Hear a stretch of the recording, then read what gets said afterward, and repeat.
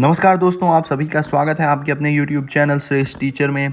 आज हम CDP जो कि आपकी 7 फरवरी को पेपर 1 में आई थी, उसको हम करवाने वाले हैं पूरा आंसर की 300 क्वेश्चंस के। अगर आज क्वेश्चन आप ध्यान से देख लेते हैं और पेपर है आज आपका, तो काफ़ी ज़्यादा मदद मिलने वाली है आपको। दोस्तों, मैं आपको बता दूं कि यह पेपर सेट V यानी कि 5 था। ठीक, पहला क्वेश्चन दिया गया है दोस्तों, आप ध्यान से देखिएगा। पहला क्वेश्चन है, रमा ने अपने भाई ताहिर के साथ मतलबी तरीके से व्यवहार किया। अगले दिन ताहिर बीमार हो गया। रमा ने निष्कर्ष निकाला कि उसने अपने भाई को बीमार कर दिया। पियाजे के अनुसार रमा संज्ञानात्मक विकास के किस चरण में है? पूर्व संक्रियात्मक अवस्था, मूर्त संक्रियात्मक अवस्था, औपचारिक संक्रियात्मक अवस्था या संवेदी चालक अवस्था? बताइए दोस्तों। इसका जो होगा वो फर्स्ट आंसर बिल्कुल सही हो जाएगा दोस्तों। आपका पूर्व संक्रियात्मक अवस्था, क्योंकि दोस्तों ये कौन सी अवस्था होती है? Magical age. जो बच्चा होता है वो मैजिकल थॉट रखता है, ठीक है, इसीलिए इसका फर्स्ट जो होगा वो बिल्कुल सही हो जाएगा। नेक्स्ट है आपका सेकेंड क्वेश्चन, डैश वह प्रक्रिया है जिसके द्वारा बच्चे अपनी जेंडर भूमिका के बारे में जागरूक हो जाते हैं? जेंडर समानता, जेंडर संबंधता, जेंडर समरूपता या जेंडर वर्गीकरण? तो दोस्तों जेंडर वर्गीकरण जो होता है वह प्रक्रिया है जिसके द्वारा बच्चे अपनी जेंडर भूमिकाओं के बारे में जागरूक हो जाते हैं। थर्ड क्वेश्चन है आपका, निम्नलिखित में से कौन सा परिदृश्य लेव वाइगोत्स्की के आलंबन, हमने आपको पढ़ा रखा है ये सब, आलंबन यानी कि स्कैफोल्डिंग के बारे में पूछ रहा है। ठीक है दोस्तों, इस आलंबन की अवधारणा के अनुप्रयोग का उपयुक्त वर्णन कर रहा है। एक शिक्षिका ने विद्यार्थी को आपस में किसी प्रकार के सहयोग और संवाद करने से सख्त रूप से पाबंदी लगाई हुई है। ये तो नहीं होगा आपका, ठीक है। उसके बाद है दूसरा, एक शिक्षिका ने श्यामपट्ट से उत्तर लिख दिए और विद्यार्थियों से कहा कि वे उत्तर अपनी कॉपियों में निष्क्रिय रूप से उतार लें। ये भी नहीं होगा। थर्ड होगा, एक शिक्षिका ने अपने विद्यार्थियों के लिए यह अनिवार्य कर दिया है कि वे निर्धारित समयावधि में स्वयं ही समस्याओं का समाधान करें। तो ये भी नहीं होगा। फोर्थ हो जाएगा आपका, क्योंकि जब 3 तो नहीं हुआ तो ये आराम से ही हो जाएगा। ये आप पढ़ लीजिए। एक शिक्षिका ने अपने विद्यार्थियों को आधी हल की हुई समस्या दी जिन्हें अन्यथा हल करने में कठिनाई हो रही थी, यानी कि हेल्प कर दी, स्कैफोल्डिंग। ठीक है, आपका फोर्थ बिल्कुल सही हो जाएगा। फोर्थ क्वेश्चन पर चलते हैं। प्रगतिशील शिक्षा एक शैक्षिक दर्शन है जो प्रगतिशील शिक्षा एक शैक्षिक दर्शन है जो डैश पर जोर देता है? रटकर याद करना और शिक्षक केंद्रित निर्देश। प्रगतिशील शिक्षा के बारे में पूछ रहा है दोस्तों। मानकीकृत परीक्षण और सख्त पाठ्यचर्या, दिशा निर्देश, प्रतियोगिता और व्यक्तिगत उपलब्धि, छात्र केंद्रित शिक्षा और सक्रिय भागीदारी। ठीक है दोस्तों, बिल्कुल सही हो जाएगा आपका। देखते हैं दोस्तों फिफ्थ आपका क्या है। बच्चे किसी कार्य के परिणाम से यह निर्धारित करने की क्या वे अच्छे बुरे हैं यह समझने की ओर प्रगति करते हैं कि नियम और कानून नम्य हैं और बदले जा सकते हैं। कारण इसका दिया गया है, कोहलबर्ग के अनुसार बच्चों का नैतिक विकास निरंतर होता है, न कि असतत। तो बताइए इसमें कौन सा सही होगा आपका? दोस्तों, बच्चे किसी कार्य के परिणाम में यह निर्धारित करने की क्या वे अच्छे बुरे हैं यह समझने की ओर प्रगति करते हैं कि नियम और कानून नम्य हैं और बदले जा सकते हैं। ये तो सही लग रहा है, लेकिन क्या आर आपको सही लग रहा है? कोहलबर्ग के अनुसार बच्चों को नैतिक विकास निरंतर होता है, न कि असतत। तो ये जो है गलत हो जाएगा दोस्तों। ठीक है, यानी कि 5वें का आपका कौन सा सही हो जाएगा? ए सही है लेकिन आर गलत है। ठीक है दोस्तों, 6 पे चलते हैं। लेव वाइगोत्स्की के अनुसार संज्ञानात्मक विकास किसके द्वारा निर्देशित होता है? ठीक है, अब आपका छठा आ गया है दोस्तों, अवधान और ध्यान केंद्रित करने की प्रक्रिया द्वारा समायोजन और समावेशन के द्वारा जो स्कीमा को बदलते हैं, पर्यावरण द्वारा दिए गए सकारात्मक और नकारात्मक पुनर्बलन द्वारा, निजी वाक्य के रूप में भाषा द्वारा। जी हाँ दोस्तों, ये चौथा आपका बिल्कुल सही हो जाएगा। ठीक है दोस्तों, 7 देख लेते हैं दोस्तों, निम्नलिखित में से कौन सी बुद्धि लोगों को दूसरों के मनोभाव और भावनाओं को देखने, व्यक्त करने, समझने और नियंत्रित करने में मदद करती है? तार्किक, गणितीय, संगीतमय, प्रकृतिवादी या अंतर्वैयक्तिक? तो बताइए दोस्तों कि इसमें कौन सा सही होगा? 7वें का दोस्तों हो जाएगा अंतर्वैयक्तिक। ठीक है, निम्नलिखित में से कौन सी बुद्धि लोगों को दूसरे के मनोभावना और भावनाओं को देखने, व्यक्त करने और समझने और नियंत्रित करने में मदद करती है? तो इंटरपर्सनल। ठीक है दोस्तों, अंतर्वैयक्तिक। आपका 8वां हो जाएगा, एक बच्चे का पहला अनुभव और साथ ही लड़की या लड़का होने का मतलब क्या है कि अपेक्षाएं किससे हो आती हैं? बताइए।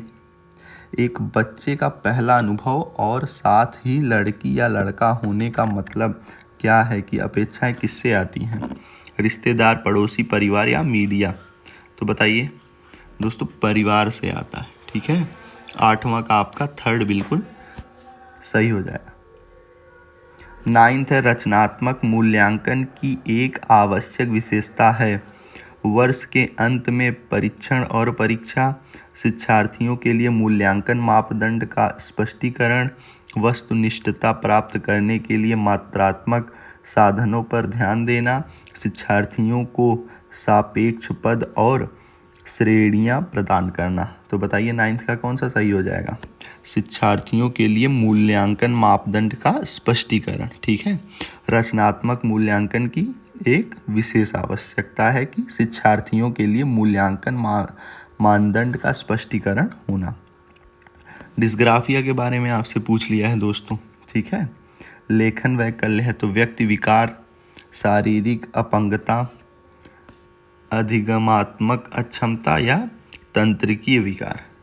तो बताइए 10वां का कौन सा सही हो जाएगा? थर्ड। ठीक है, अधिगमात्मक अक्षमता। ठीक है दोस्तों, लर्निंग डिसेबिलिटी है। 11th आपका है, एक शिक्षक को कक्षाओं में प्रतिभाशाली बच्चों की डैश जरूरतों को ध्यान में रखना चाहिए। संज्ञानात्मक और भावनात्मक, संज्ञानात्मक और सामाजिक, संज्ञानात्मक, सामाजिक और भावनात्मक, लास्ट है संज्ञानात्मक। तो एक शिक्षक को कक्षाओं में प्रतिभाशाली बच्चों की डैश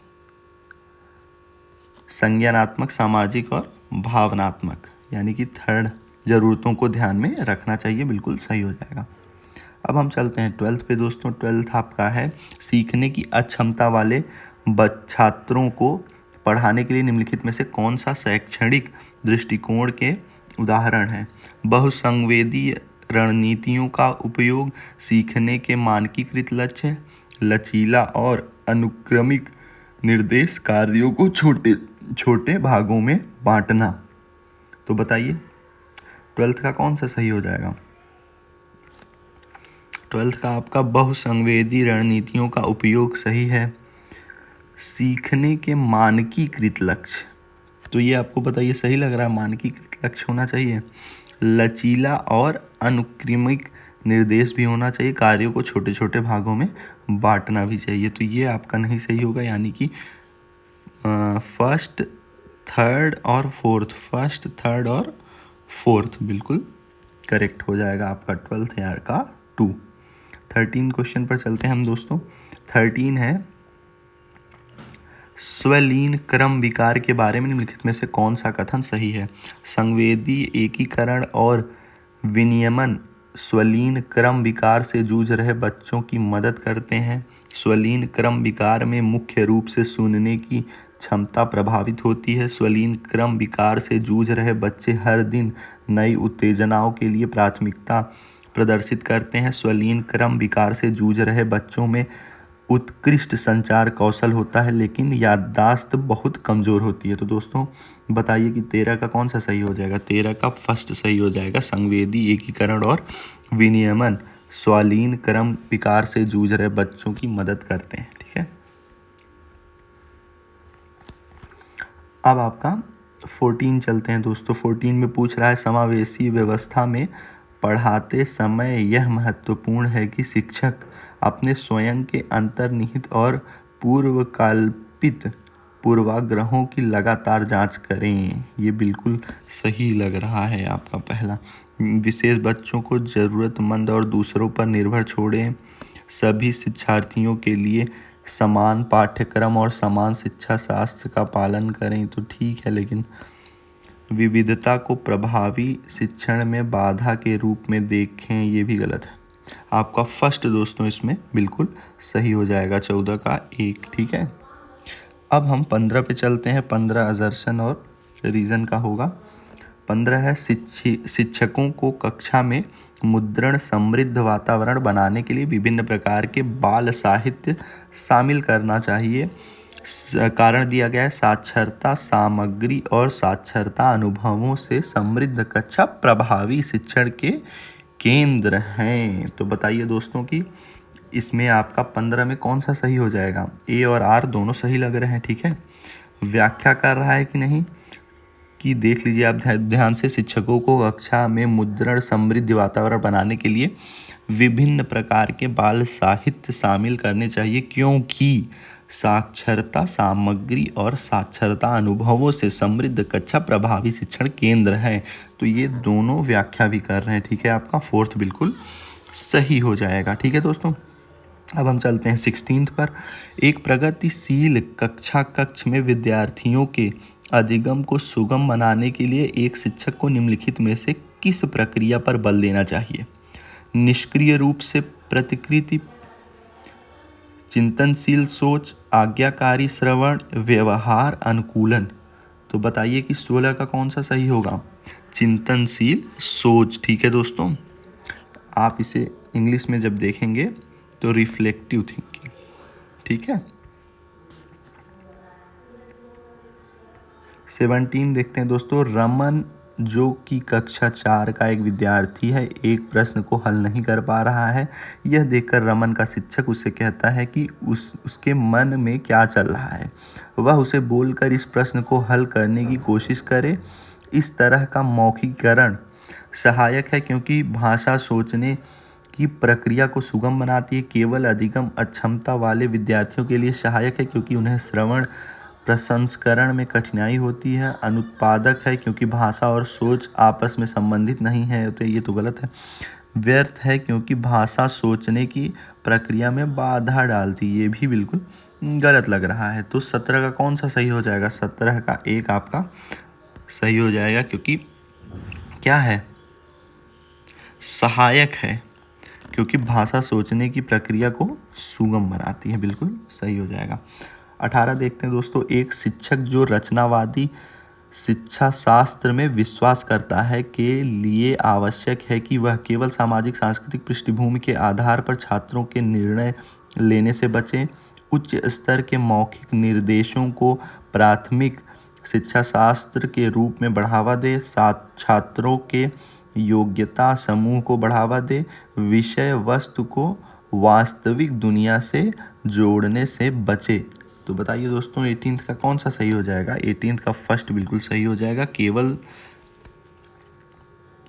केवल सामाजिक सांस्कृतिक पृष्ठभूमि के आधार पर छात्रों के निर्णय लेने से बचना चाहिए। ठीक है, अब हम 19th क्वेश्चन देखते हैं। शिक्षार्थियों की सक्रिय संलग्नता का तात्पर्य है कि छात्र तथ्यों और सूचनाओं को रटें, सक्रिय रूप से अंक और प्रतियोगिता को प्राथमिकता दें। अंक को क्यों प्राथमिकता दें। पाठ्य पुस्तक को ज्ञान का एकमात्र सूत्र माने, बस यही एकमात्र स्रोत है। पूछताछ, अन्वेषण और प्रश्न करें। यही आपका फोर्थ बिल्कुल सही हो जाएगा दोस्तों। ठीक है, फोर्थ आपका बिल्कुल करेक्ट हो जाएगा। अब हम चलते हैं 20th क्वेश्चन पर। राधा तर्क देती है कपड़े छाया की तुलना में धूप में जल्दी सूखते हैं, इसलिए धूप उन्हें सुखाने में मदद कर रही है। वह क्या समझ दिखा रही है? प्रतिवर्ती सोच, विकेंद्रीकरण, जीववाद या कारण और प्रभाव। तो दोस्तों 20 का कौन सा सही हो जाएगा? 20 का ये कॉज एंड इफेक्ट बता रही दोस्तों, ठीक है, कारण और प्रभाव, जीववाद नहीं, विकेंद्रीकरण नहीं, प्रतिवर्ती सोच नहीं। 21 है, निम्नलिखित में से कौन सा आंतरिक अभिप्रेरणा का उदाहरण है? इंटरनल, ठीक है, इंट्रिंसिक जिसको बोलते हैं, मोटिवेशन। ये दोस्तों सेकेंड पेपर में भी काफ़ी और फर्स्ट पेपर में दोनों का आप क्वेश्चन देखेंगे ना, बस लेवल जो फर्स्ट का है वो फर्स्ट की तरह है और लेवल जो पेपर सेकंड का है वो सेकंड की तरह है। बाकी क्वेश्चन उसी तरीके से आपको देखने को मिल रहे हैं। निम्नलिखित में से कौन सा आंतरिक अभिप्रेरणा का उदाहरण है? पुरस्कार राशि के लिए खेल खेलना, व्यक्तिगत आनंद के लिए कोई खेल खेलना। ठीक है दोस्तों, तो समझ गए आप, व्यक्तिगत आनंद के लिए खेल खेलना, ये आंतरिक अभिप्रेरणा है। ठीक, अब हम चलेंगे 22 क्वेश्चन पर। असर्शन और रीज़न का है, रचनावादी शिक्षा शास्त्र में विश्वास रखने वाले शिक्षकों को बच्चों को ढेर सारी सामग्री उपलब्ध करानी चाहिए। रचनावादी, ढेर सारी सामग्री, रचनावादी शिक्षा शास्त्र में विश्वास रखने वाले, ये तो कोई बात नहीं हुई भाई। आपको लग रहा है कि रचनावादी शिक्षा शास्त्र है जो है शिक्षकों को बच्चों को ढेर सारी सामग्री, रचनावादी शिक्षा शास्त्र में विश्वास रखने वाले शिक्षकों को, तो अगर रचनावादी शिक्षा शास्त्र में विश्वास कर रहा है तो उसको रचनात्मकता में जोर देना चाहिए। तो ये अभिकथन आपको सही लग रहा है दोस्तों 22 का? बताइए। रचनावादी शिक्षा शास्त्र में विश्वास रखने वाले शिक्षकों को बच्चों को ढेर सारी सामग्री उपलब्ध करानी चाहिए। छोटे बच्चे अर्थपूर्ण सीखने के लिए केवल मौखिक निर्देश व व्याख्यान पर, अरे ये तो बिल्कुल गलत है भाई आपका, केवल मौखिक रूप पर। तो इसमें से कौन सा सही होगा? इसमें दोस्तों थोड़ा सा कंफ्यूजन है। रचनावादी शिक्षा शास्त्र में विश्वास रखने वाले शिक्षकों को बच्चों को ढेर सारी सामग्री उपलब्ध करानी चाहिए। तो ढेर सारी सामग्री उपलब्ध तो करानी चाहिए, ये तो बात तो सही है, लेकिन थोड़ा सा इस पॉइंट पे कंफ्यूजन है। लेकिन जहाँ तक ये पॉजिटिव ही स्टेटमेंट दिखा रहा है तो मेरे समझ से क्वेश्चन सेकंड आपका बिल्कुल सही हो जाना चाहिए इसमें। अब आंसर की से आप इसमें ज़्यादा ढंग से क्लियर हो सकते हैं। कुछ क्वेश्चन इस तरीके के आते हैं दोस्तों। 23 है, साथियों और शिक्षकों के सामने कम योग्यता की उपस्थिति से बचना एक उदाहरण है। प्रदर्शन दृष्टिकोण लक्ष्य का, कार्य में शामिल लक्ष्य का, प्रदर्शन परिहार के लक्ष्य का, या महारत हासिल करने का। तो बताइए कि कौन सा सही हो जाएगा इसमें? प्रदर्शन परिहार लक्ष्य का, 3 बिल्कुल सही हो जाएगा। 24 पर चलते हैं दोस्तों। कक्षा में आलोचनात्मक सोच को बढ़ावा देने के लिए निम्नलिखित में से कौन सा प्रभावी तरीका है? विद्यार्थियों को प्रश्न पूछने से हतोत्साहित करना, छात्रों को स्वतंत्र रूप से सोचने और धारणाओं पर सवाल उठाने के लिए प्रोत्साहित करना। ठीक है दोस्तों, 24 का 2 बिल्कुल 110% सही हो जाएगा, बाकी पढ़ने की ज़रूरत ही नहीं। 25 फिर से आपका अभिकथन और कारण। कुछ बच्चों में ऐसी विशेषताएं होती हैं जो उनके माता पिता से मिलती हैं, जबकि अन्य अपने माता पिता से स्पष्ट रूप से भिन्न होते हैं। ये तो नॉर्मल सी बात है। यह पता लगाना कि कोई विशेषता वंशानुक्रम या आनुवंशिकता के कारण कितनी है और पोषण या पर्यावरण के कारण कितनी है, एक जटिल मुद्दा है। दोनों बात सही है, लेकिन क्या व्याख्या कर रही है ये बात? बताइए। 25 जो क्वेश्चन है, क्या व्याख्या कर रही है ये बात? आप बताइए। 25 ये बात तो सही है, ये भी बात सही है, लेकिन व्याख्या कर रही है कि नहीं कर रही है ये थोड़ा सा कठिन है। कुछ बच्चों में ऐसी विशेषताएं होती हैं जो उनके माता पिता से मिलती हैं, जबकि अन्य अपने माता पिता से स्पष्ट रूप से भिन्न होते हैं। सही बात है। यह पता लगाना कि कोई विशेषता वंशानुक्रम या आनुवंशिकता के कारण कितनी है और पोषण या पर्यावरण के कारण कितनी है, यह एक जटिल मुद्दा। ये बिल्कुल सही है। आपका 4th यहाँ पे मुझे लग रहा है कि सही हो जाएगा। व्याख्या कर रहा है, ए और आर दोनों सही है तथा आर ए आर की सही व्याख्या करता है। 26 है, विकास के बारे में निम्नलिखित में से कौन सा कथन सही है? विकास एक सरल और एकात्मक प्रक्रिया है। विकास को हमेशा सटीक और तौर पर मापा जा सकता है। विकास बहुआयामी और बहुदिशात्मक होता है। बच्चों में विकास का बहुत सटीक अनुमान लगाया जा सकता है। बताइए 26 का कौन सा सही है? विकास बहुआयामी और बहुदिशात्मक होता है। ठीक है दोस्तों, अब हम 27 पर चलते हैं। समझने व बोलने की क्षमता मुंह और मस्तिष्क के शारीरिक विकास पर निर्भर करती है। समझने और बोलने की क्षमता मुंह और मस्तिष्क के शारीरिक विकास पर निर्भर करती है। संवेगात्मक विकास शारीरिक विकास से संबंधित है। तो बताइए इसमें कौन सा आपका 27 में सही होगा? दोस्तों 27 में मुझे लग रहा है कि ए भी सही है ये, और आर भी सही लग रहा है, लेकिन क्या व्याख्या कर रहा है? तो मुझे नहीं लगता कि व्याख्या कर रहा है, तो आपका एक सही हो जाएगा। 28 है आपका, अधिकांश बच्चे 5-6 सुसंगत वाक्य कब बोल सकते हैं? अच्छे बच्चे, most children can speak 5-6 coherent sentence at. तो बताइए कि बच्चे 5-6 शब्द किस साल में बोलने लग जाते हैं? तो ये आपका हो जाएगा 5 साल तक। ठीक है, 5-6 शब्द बच्चे बोलने लग जाते हैं। 29 है, as per Vygotsky as children grow their language develops from. तो लेवागोस्की के अनुसार जैसे जैसे बच्चे बढ़ते हैं उनकी भाषा डैश की ओर विकसित होती है। निजी वाक से आत्म केंद्रित वाक, मूक वाक से मौखीकरण, मौखीकरण से आंतरिक वाक, आंतरिक वाक से बाहरी वाक।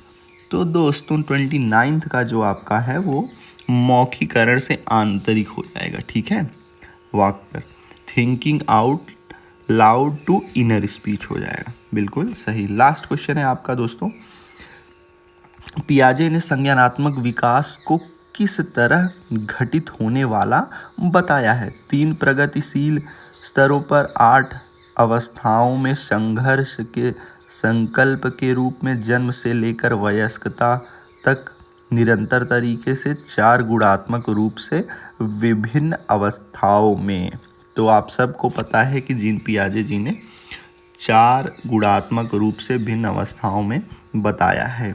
ठीक है, संज्ञानात्मक विकास के किस तरह के घटित होने वाला बताया है। ठीक है दोस्तों, बिल्कुल सही हो जाएगा।